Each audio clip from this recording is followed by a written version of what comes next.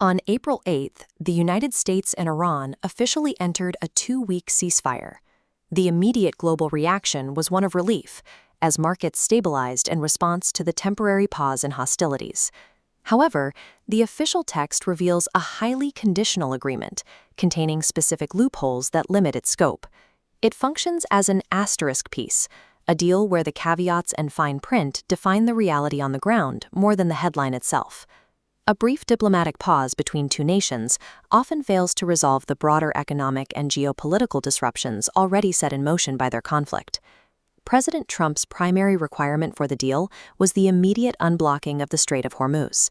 This 21-mile-wide channel serves as the primary bottleneck for global energy, carrying nearly a third of all seaborne oil and liquid natural gas. The blockade preceding this deal paralyzed these trade routes for weeks, causing supply disruptions that reached far beyond the Gulf. We are now seeing the physical effects of the ceasefire as massive tankers finally resume their transit. While the ships are moving again, the economic inertia created by weeks of stalled cargo cannot be instantly reversed. Today, the World Bank released a report detailing the specific collateral damage caused by the preceding weeks of conflict. The data shows that macroeconomic growth in South Asia has already slowed to 6.3%, a direct consequence of the energy blockade.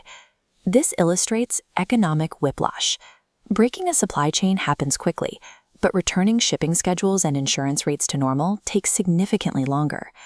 These macroeconomic figures translate directly to consumer costs, particularly at the gas pump.